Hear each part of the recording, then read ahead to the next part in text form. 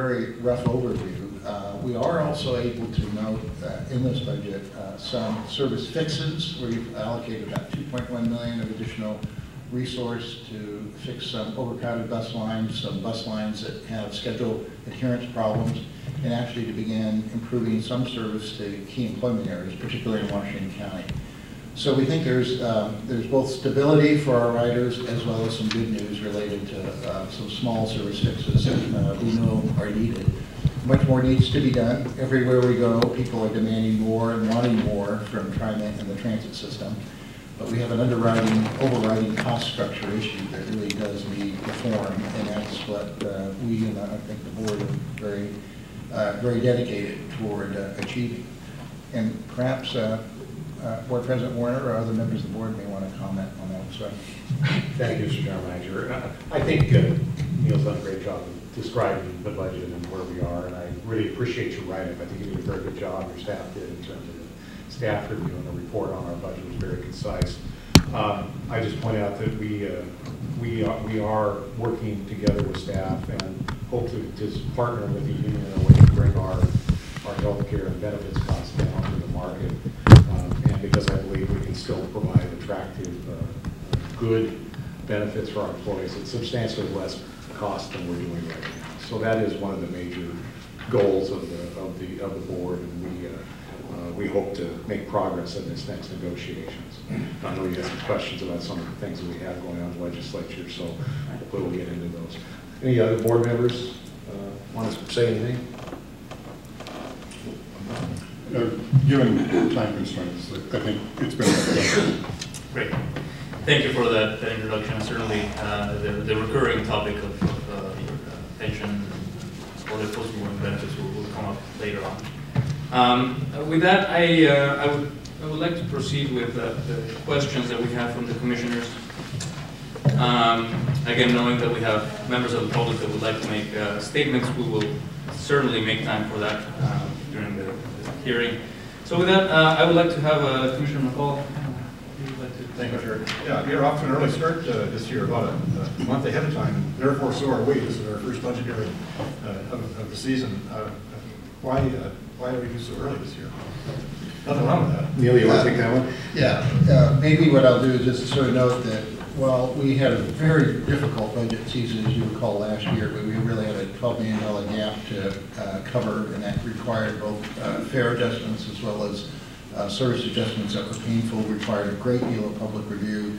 This budget, with a little bit of stability, we thought was a bit more streamlined. Certainly there are other issues and long-term issues as we've talked about, but we thought that allowed us to advance the public conversation, smooth the workflow for the TSCC staff, perhaps. But the other part of it is, I think that we recognize that we have a lot of work to do, and budgeting is only one of the things we have to do. So to the extent that we can concentrate the time, it's advantageous to all of us in terms of getting the other things, important things that are on our plate advanced. Well, congratulations on having a great system. So we understand as a result of construction for the Fort Within Milwaukee project that you'll be moving your headquarters into the downtown area. So could you explain why the construction of that project precipitated this decision? And then there are some sort of sub-questions that go with this, but maybe you can just talk about it a little bit, and then if we have two additional questions. Well, we turn that over to Dan Blocker, who's the Executive Director in charge of capital projects, to respond to that. Dan? Thank you. Be happy to respond. There were really two driving factors as part of the project that led us to consolidate our facilities. One, we had to do an expansion of our Operations Control Center, which is currently housed out at our Ruby Junction rail maintenance facility. And we've already expanded as many times as we can within the building. This time we were going to have to enlarge the building in order to accommodate that control center. And at the same time, along the 17th Street section of the project, we were going to be demolishing a building that TriMet leased for a large portion of our operations staff. It was going to be very difficult to find a similar type of facility in that area. So what we did was we took a more holistic look at all of our facilities and determined the best way to proceed for the same amount of money would be to actually convert the Center Street facility into an operations headquarters. We will relocate our operations control center onto the 4th floor. And that has some great advantages for us in terms of being able to bring together the control center as well as support staff and call center and safety and security all in one location. It's really much more efficient for us. And then by moving the operations staff into the Center Street building, that displaced a number of the administrative staff from the general manager's office, public affairs, finance and administration, legal. So what we've done is we've combined that staff in a new leased location in downtown Portland and combined it with another leased facility that we'll be giving up that our capital projects group was in. So essentially we went from 4 different facilities down to 2. And along the way, this not only gives us a lot of efficiencies, but it also saves us $500,000 in lease cost over the term of the lease. And it additionally has the project being able to do a lot of upgrades, much needed deferred upgrades on the Center Street building that we would have otherwise had to do with our general funds. And so all the administrative personnel either have or are moving. Then what advantages or disadvantages do you see in moving to the downtown area versus some other parts of town? The downtown area has proven to be really good. All the staff that's assigned to that location moved in January. Seems to be working out very well. It's actually good for us in terms of our coordination with some of our jurisdictions, particularly the City of Portland. Being right downtown is good for that. It was a competitive process that we used to select that building. This was the lowest priced building that came back from us. And again, as I mentioned, we are saving some lease costs. It's also really terrific in that being downtown has better transit connectivity than our Center Street building does. And a lot of our employees who heretofore commuted in their personal automobiles are now using the system. That's sort of strange for Very good practice for everyone. So when you save money on the lease cost, do you have capital savings outside of the lease in terms of capital construction in the other center or elsewhere? I mean, do. Sort of what's the net? There's about $20 million worth of improvements overall, most of them being done at Center Street. And the vast majority of that work would have someday had to come out of our general fund. So because it's in the project cost now, it's only, our share is about 5% of the overall contract cost. So it's very efficient for TriMet. And then finally, have there been any changes major changes to your security of the facilities? In our new facility, we have secured entryways. There is a general reception area on the 3rd floor, which is obviously open to the public. But from there, you need to be escorted around the building.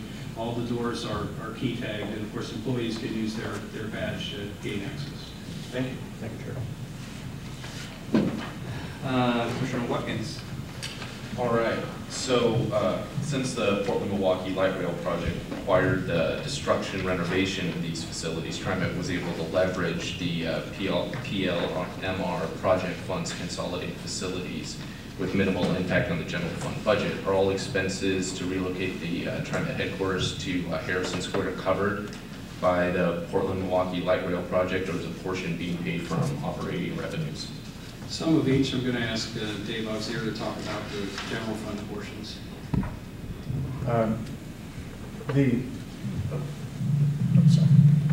Yes, some of the improvements to the first floor for the general, for the operations report area were not covered by the project, and those are being funded through the general fund dollars. Mm-hmm. No additional debt was needed to do that, and we did it with available resources, payroll tax resources. Okay. So kind of going off the whole payroll tax thing and what you guys mentioned in your introduction about the increasing rate of replacement of buses. It looks like you guys are replacing 60 buses this year, and that's an increase of 20 over what was originally scheduled, if my memory is correct.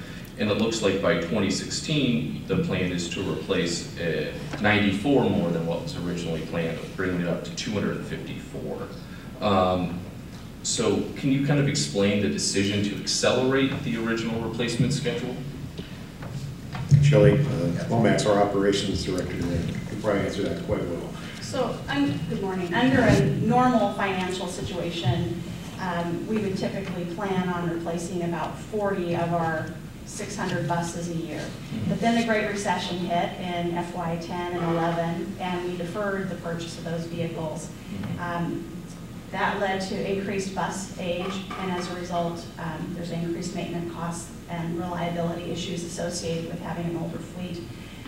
We have, now that the forecasts are a little bit brighter for FYs 13 through 16, we plan on accelerating our bus purchases so that during that period we anticipate 200 buses, we'll move to 254, and effectively catch up the age of our bus fleet to an average age of about 8 years, which will be much better for our customers and our mechanics, and all around just good news. Oh yeah, sure. So out of those replacements, how many do you guys project to be the new hybrid buses? Out of 254 buses, we already have 4 that are hybrids that were purchased with an FTA grant. We're very excited about that, and we're anticipating another 4. Okay. And those will also be funded with grant money. Okay.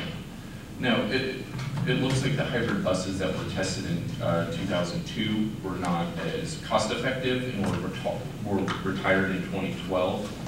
What's the difference between the 2002 hybrid buses and the 2013 model? Just like the cars that we purchased for our personal use, technology is always emerging. The problem we had with the previous fleet was really poor life expectancy on the battery packs, which are really expensive. To replace the old battery packs in the previous hybrids, for example, was about $100,000. So we're really looking forward to the new technology. We believe it's emerged. The key will be how far it's come. As long as the charging and the battery packs have emerged, then they could be a very, very good addition to our fleet, and that's what we'll be watching closely. Okay. Are there other fuel alternatives besides the hybrid buses that you guys are looking at? Compressed natural gas, the CNGs, those are definitely something that we're looking into. They have infrastructure costs associated with them, and again, that would be different new technology for TriMet, and it's something we're looking at, and we hope to make a decision in the upcoming 12 months or so. Okay. And then, so kind of keeping with that technology vein here, TriMet riders are going to be able to start using smartphones to purchase tickets and passes. How will system testing of this new option be accomplished? Should have Chris Tucker, who just briefed the board, saw a little demonstration about a month ago, so please. Thank you. Yes, we're pretty excited about this project. It's innovative to say the least. We're looking at thorough testing, which we did in the pre-alpha phase. That moved us into, now we're in alpha, and we're about to sign off to go into beta, which is a public beta of about 150 users. To get there is going to require rigorous testing on our part and that of the selected vendor. So we're looking at scripts that will be running on various parts of the system, including the rider app itself, which is on the smartphone, the back office system, which supports the phone app itself. And we're also looking at security and performance audits to make sure the system is not only secure, but performs at a very high level, very infrequent issues or bugs within the design of the system. If those are passed, then we will roll into a public beta in late spring of 2013. By that point, even additional rigorous testing would go and be in place before we do a full implementation later this summer. Now, are there other cities out there that have similar types of convenience options that you guys can kind of maybe model against or learn from? Yeah, there are a few that I would say are maybe ahead of us. One is in Boston, so the agency MBTA, they have rolled out a very similar ticketing app in their commuter rail. We have had many conversations that they've been willing to share with us their lessons learned as it relates to the system design and performance, et cetera. There's also the largest private ferry in the U.S. in New York. They also launched an app probably about a year and a half ago, and we've also talked with their group and had some lessons learned from them. So it's starting to become more prevalent, and there are other agencies now that are putting out proposals to acquire these applications, such as Dallas, San Diego, and Sacramento. Okay. Now, last question from me.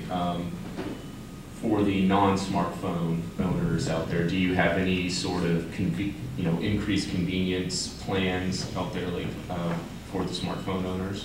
Yeah, so for those who don't have smartphones, we're looking at 3 projects which I think are a tremendous benefit. The first one is a simple bus ticket printer, which is rolling out by July of this year on all fixed route buses.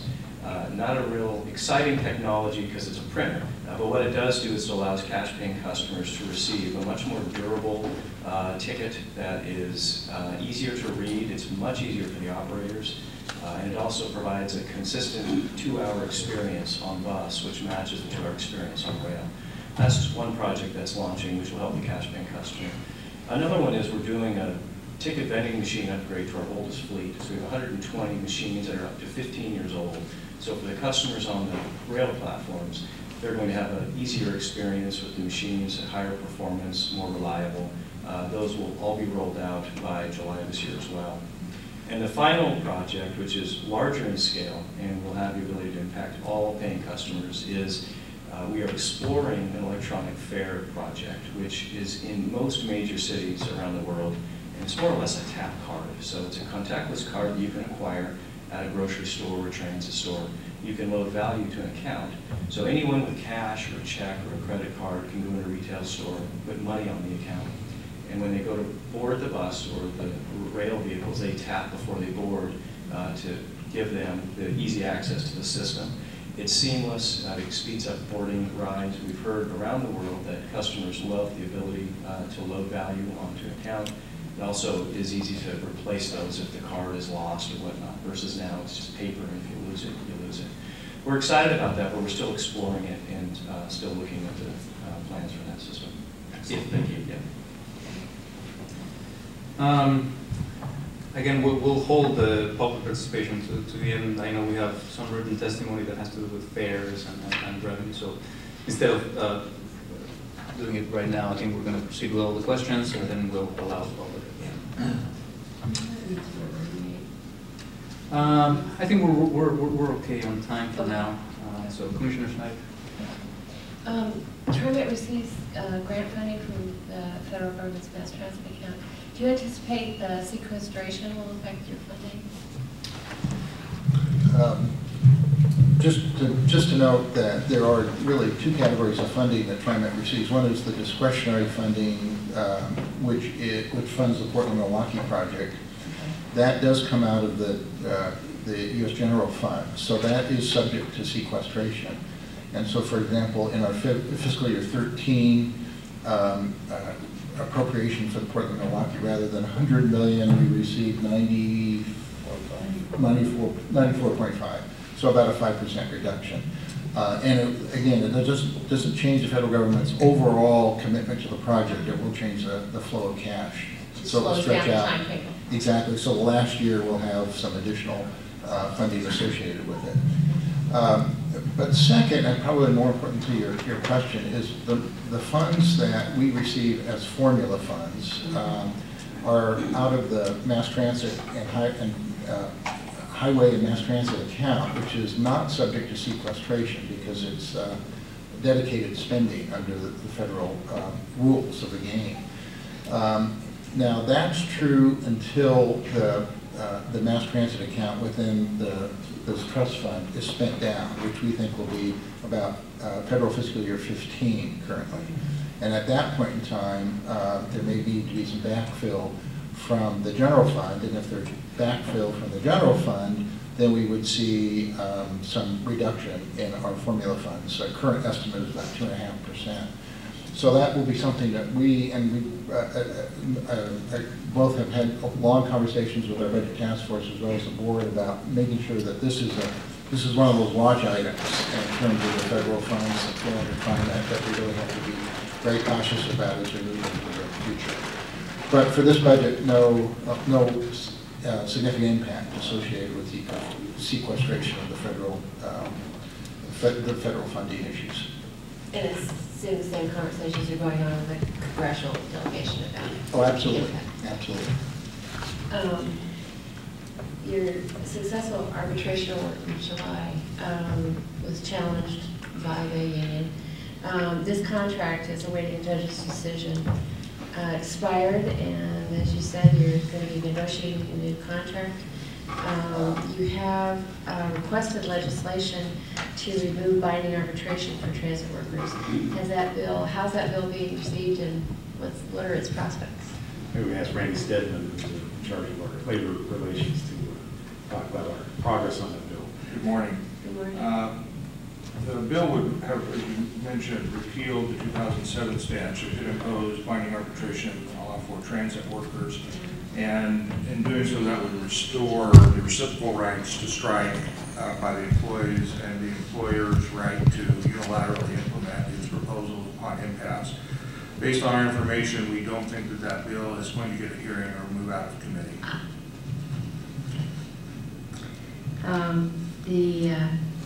Yeah, I think they're past that point.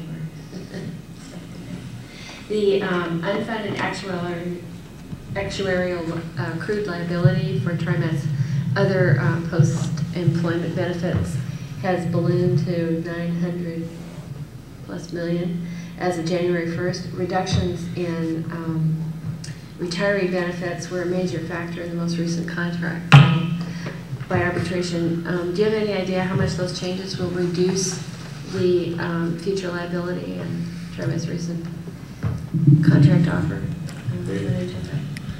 That the last valuation is as of January 1, 2011, and so the $900 million is based on that valuation. Okay. We have a new updated valuation in process right now, but staff is estimating that the impact on that liability from the outcome of the July arbitration decision would reduce that liability about $50 million. Right. And if TriMet were to prevail in the upcoming labor negotiations, our proposal, we think, would reduce that liability by about another $100 million. I have a follow-up question on that. You know, this is the problem we've been discussing for a few years now, and it's a systemic problem here. And you know, we applaud your efforts to control the costs and trying to keep fares low at the same time and keep the system balanced. Is this enough? Do you think the reduction to your long-term liabilities of $50 million and potentially another $150 million, would that be enough reductions for the system to be in balance and to have a sustainable system in the future, or would you need more? I'm happy to take it. No, we don't think it is enough.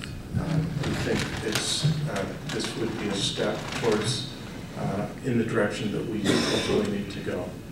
But a liability at $750 million would still be unsustainable.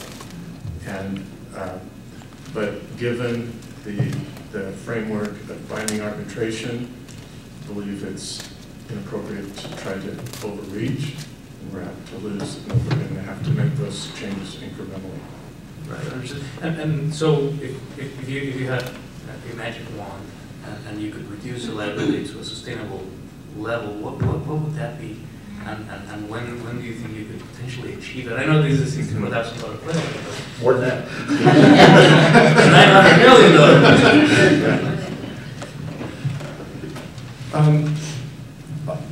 Go ahead. Well, that's a very good question, and one ultimately we haven't said this is where we ultimately need to go. We know the direction we need to go, and we're moving that way. But whether that would be at 400 million, 500 million, we haven't made that final determination yet.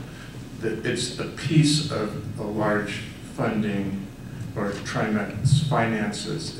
It's a large piece of that, but status of the payroll tax, the major revenue source, our operating base, all impact that as well. So it's a little bit of a moving target, but we know the general direction we need to go. So maybe just another program process. Well, if I can also jump in, you know, this obviously has been a major concern of the board, and the board in retreat last year did request the staff put together a long-term strategic financial plan. And that will answer, we hope, a lot of these questions. as Dave indicated, we kind of know the trajectory that we're on now, and what staff's working on now is really looking at those policy questions that the board needs to answer to figure out where, what buttons we need to push and tweaks we need to make to change that trajectory. So that's still a work in progress. We expect we will have that probably, hopefully by the end of the fiscal year, but it's something that staff is working on. I would also say, I think from my own standpoint, while labor costs are the major portion of the issue, it's not the only issue. And I think there are a lot of other things that we need to be looking at to address, to deal with the future trajectory of the finances. Maybe just to put some bookends on that question. We've done the analysis of what happens if the current TriMet proposal in front of the union if we were to prevail with that, and it allows stability in the system, not growth in the system over the 1 or 2% a year for reliability, but it allows stability into a sort of early 2020s. We've done another what if, that what if everybody in the agency moved to the Kaiser healthcare plan, and that by itself would allow stability to occur into the 2030s. And those are, again, what ifs, but they begin to tell you what is the realm of possible, I think, in terms of beginning to reform the healthcare benefit, which is, I think, as Board President Warner noted, we believe there are many ways to do that still provide excellent healthcare coverage for everybody at a higher value, frankly, than what we see right now in the healthcare system.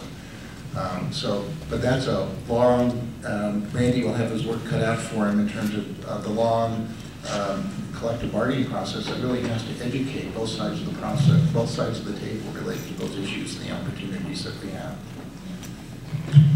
Well, we certainly look forward to next year's hearing and see how what progress you've made. Certainly not an easy task, and I thank you for the efforts on that. What are the prospects of the bill that to change the makeup of the board? Well, I think the process for the makeup of the board. Yeah, uncertain. Honestly, we do oppose that bill because we don't think changing the representation of the board is the fundamental problems. You're discussing the fundamental problems right now of the sort of financial underpinnings of the agency. Changing the board makeup doesn't change that. As a matter of fact, I think it may make it harder because we have, I would say, an absolutely excellent board with great representation from the communities and different expertise that the board brings to this as well. And has the bill moved? The bill was moved from the Transportation Committee to Rules Committee without a recommendation. So it's a lie, but yeah. Thank you. Thank you. Commissioner Nance. Thank you. I want to ask about some capital projects, starting with the Portland-Milwaukee Light Rail project, well underway now. Tell us a little bit about how the schedule status and budget status are coming along. Dan? We're currently about 40% complete, both in terms of our time and our cost to date. We are still on schedule for September 2015 opening, and we are well within our budgets. Thank you. Revenue protection. There's a pilot project that's going to get started along Bybee Boulevard. That's a closed station concept. You've got to have a ticket before you can enter the platform. Tell us a bit about how that's going to work and how's it going to work? Chris? Sure. So we're looking at a pilot project at Bybee and Park Avenue along the new Milwaukee Light Rail line. And essentially what it would do is put fare gates or gates right outside the platforms. It's a controlled access point, which you can find in other agencies throughout America. It basically allows the customer, once they have this electronic fare project, this tap card that I referenced, full implementation of that is around 2017, 2018 timeframe. At that point, we put fare gates in which allow the customer to tap. It unlocks the gate, and they can access the platform and the services that TriMet provides. That is the basic premise of closing the platform to require the paid fares with that card to access. So do I understand correctly that this pilot project is due to start this year? Right now, we're just doing the preliminary designs, and it actually won't be in full effect until we have the electronic fare project in place. So we're looking at about 5 years from now. 5 years, okay. Put your imagination on it. What's going to prevent tailgating two passengers trying to get through on the same ticket? Yeah, it's a great question. There are a couple of things we're looking at. First is we haven't finished the actual design of how we will restrict that access. If it's always going to require a tap to get in and a tap to get out, for example. There will always be those who try and take advantage of the system. And if they do that, we still have active fare enforcement, and that allows us to still check fares as folks try to ride our system, whether on the platforms or on the train. So if someone does breach the system, we'll have the ability to check fares thereafter as well. Okay, given a start date in the range of 2017, how long would it take to roll this out to other platforms around the community? Well, we are looking at, beyond those two stations, we're going to kick off a study on 82nd Avenue on the Banfield. And that's a great separated platform. It gives us an opportunity to see how well does this type of an arrangement, closing the platforms, work operationally and for the public. And that will help us inform the feasibility of rolling this out to other platforms. Timeline is a little difficult to tell because we haven't done it before. But once we set our mind to it, it shouldn't take us too long to finish design and throw them in. It's really at that point more just laying the conduit for the power and the communication, and then dropping in fare gates from there. So don't know the timeline specifically, but hopefully these pilots and the design study will inform those for us. Okay, thank you. I do have a follow-up question, and I always like to put things in context. So all of these projects are aimed to make more efficient your revenue collection. So what is the estimate of revenue that you're losing from flood collection systems, or just ill-intended passengers? How much revenue are you losing? Well, just to note, I think our basic estimate is that on the light rail system, it's about 10%. Frankly, that's when you begin to think about $104 million fare revenue. 40% of that is light rail related. 10% is real money. So we actually believe that with some of these electronic systems, we can begin to tighten this a little bit, and to the extent that they almost essentially pay for themselves. Now, that's our goal as we look into it, and I will tell you that that is a stretch goal, but we actually think that there's some potential to regain revenue related to that. Well, I think at this point, we have 20 minutes for the hearing. We have a couple more questions for the commissioners, but I think it would be prudent for me to open these to the public, given that we have 3 members of the public that have expressed interest in participating, just so that we have enough time for them to present their statements and for TriMet's board and staff to respond. I'm going to call Mr. Fontes, and I'm going to ask him to please try to limit your statement to about 3 minutes. We were fortunate enough, thank you very much for sending your statement in advance. That helps a lot. We were able to forward these to TriMet's staff, and they've been able to look into it, so they're better prepared to answer your questions. So, Mr. Fontes. Thank you. As you know, my primary concern is the constitutionality of the TriMet fare system. Okay. Article 1, Section 20 could not possibly be any clearer. I'll read it again. No law shall be passed granting to any citizen or a class of citizen privileges or immunities upon which upon the same terms, shall not equally belong to all citizens. Now, the entire TriMet fare schedule has been pretty much in the same ratios for decade after decade. This is not a new thing. And what it does, it goes beyond the federal and state law, and for people who are as old as I am, or who have handicaps, or who receive Medicare, to receive fares which are as low as 26% of what the regular fares are. The law only requires 50%, and that costs TriMet real money. I figure about $5.5 million per year at least. It is common practice in the transit industry to have such fares. This is not unusual, but that doesn't make it right. If you look at the history of segregation in this country, we passed the Equal Rights, Equal Protection Amendment, the 14th Amendment to the U.S. Constitution. Back in 1868, it took almost 90 years before the Supreme Court finally said you cannot have separate but equal education. It took another 24 years before the court said you cannot have reverse segregation in the Bakke case. And that's what's happening here. We're having a special privilege granted to certain people that we feel should be allowed that privilege, even if there's no need required. The richest person in Oregon, Phil Knight, he's over 65. He could ride TriMet for these reduced prices. There are rich handicapped people too. I don't know who the richest one in Oregon is, but there are wealthy handicapped people. The question here, because this committee has such limited, or the commission has such limited jurisdiction, I'm only asking you to consider the excess beyond what the state and federal law require.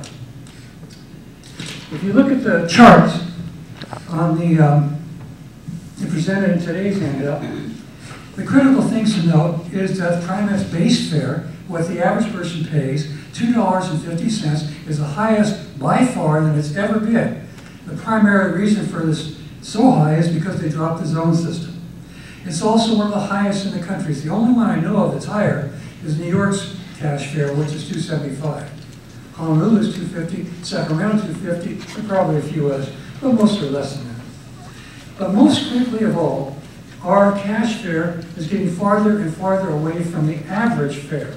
That means that the cash fare, the few people that are paying cash fare at the top rate, are spending more and more money just to pick up the load for those that are getting discounts or even free fares. On West, your review had some numbers in there, but they really didn't cover the whole situation. The critical thing is the West ridership growth is rapidly declining, that it's forecasted to grow only by 3.5% per year, that it's at about half of what original projections were, that it requires extraordinary subsidies, about 10 times TriMet's average, that it requires extraordinary subsidies even if it met projections. And finally, that these extraordinary expenses result in a net transit loss in the district. And I think that is a legal question. Can TriMet operate a service with no hope, spend $6 million a year in subsidies, year after year after year, when it reduces the full transit service? And I'll stop there. Thank you. Thank you very much. TriMet staff or the board would like to respond? Well, I can respond a bit, maybe follow up on this. The board has had this question before, and we actually directed staff to come back with some work on our fare system overall. I think we call it a fare system analysis. And many of the issues he's brought up were issues that we want to look at, especially the senior student and others. But we are keenly aware of the price of our tickets on a daily and per ride basis. We just were provided some information in our packets from the outline. There are a number of jurisdictions at the same level we are and a number that are above. But we're probably one of the only businesses where the more success we have in terms of ridership means, again, we have an additional need for subsidy. You see that it's not just the West system that requires a subsidy, but all of the system requires a subsidy. And so we understand that, and we'd like to have a fare system. We're asking ourselves what's the right balance of fares and other operating revenues, and so we hope to have that dialogue again in the next few months as we move forward into looking at our overall fares. If I might, just to add one other fact, you can always pick a lot of numbers out of our monthly performance report or our annual performance report. One thing that I think is important to note is that when it comes to system cost and the contribution of fares to that, we're at, the last month was about 30% of system costs was actually covered by fare revenue. And that's a pretty high number, if you will. I think in a good sense for the agency.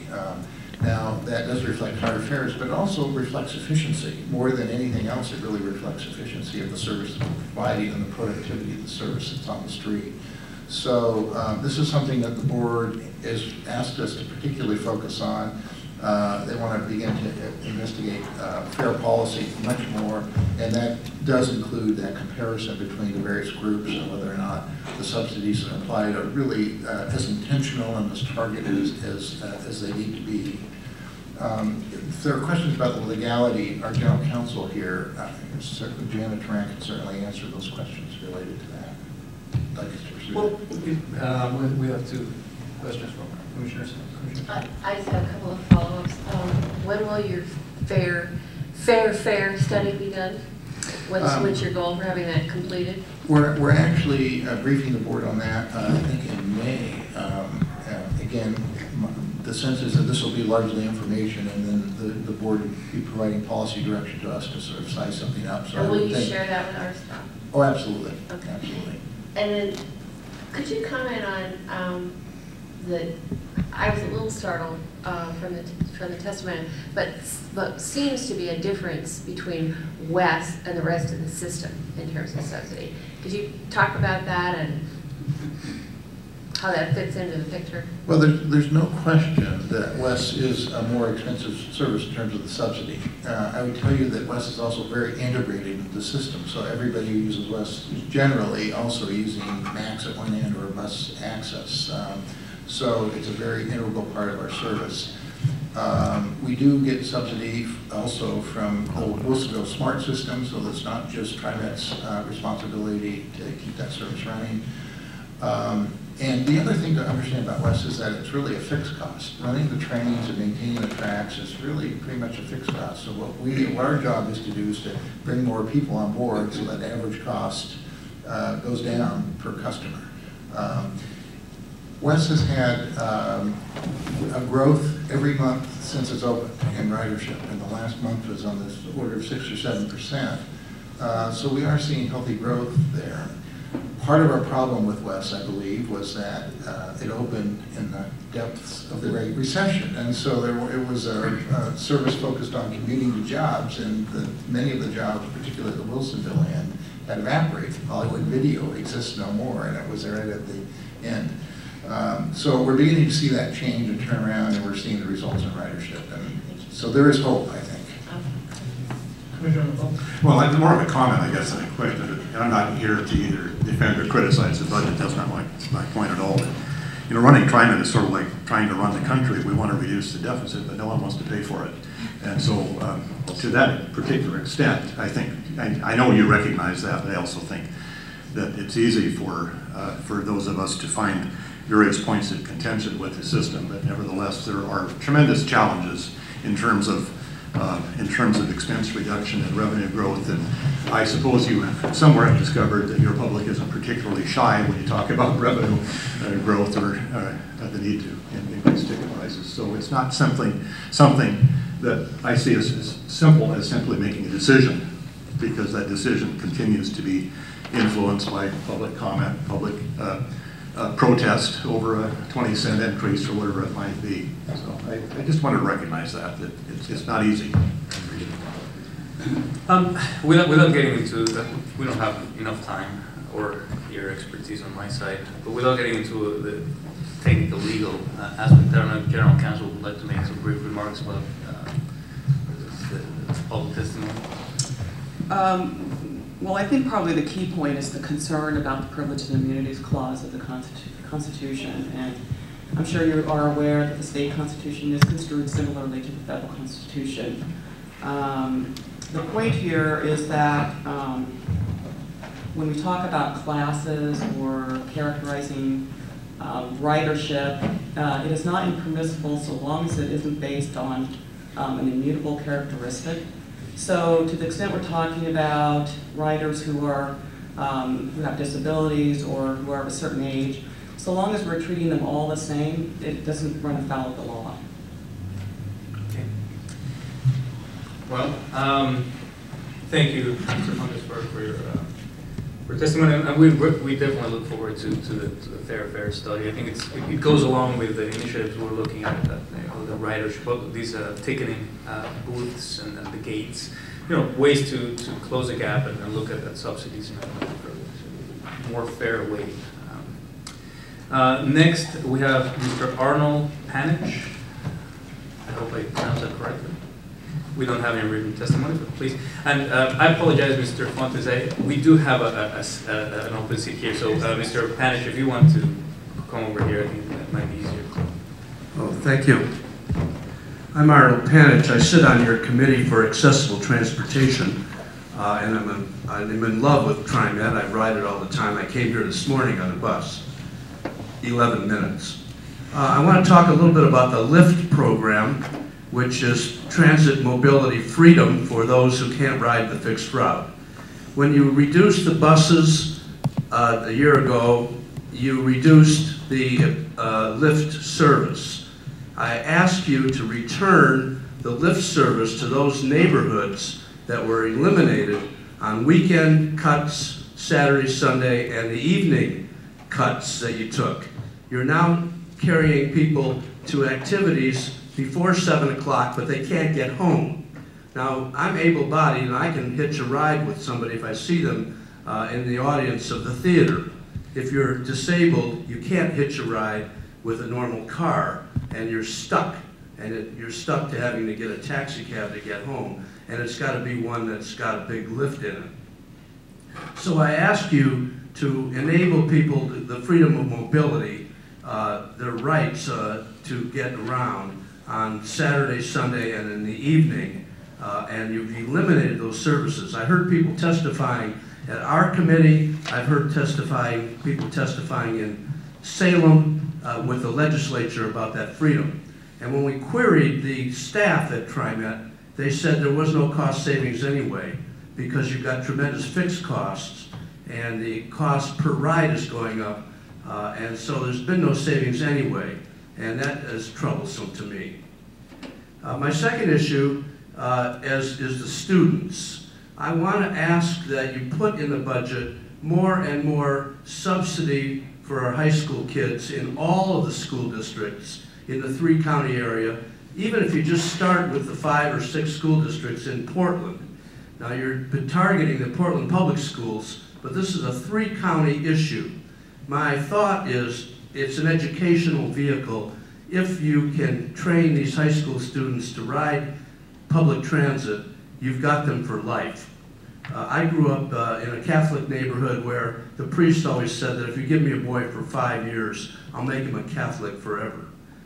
I want you to think about that the TriMet is a vehicle in education, and we need to keep the yellow school buses out of Portland. I think they're just a disgrace with the wonderful system that we have in TriMet. And then finally, I want to endorse staff in their efforts to replace the 1000 series and 2000 series buses.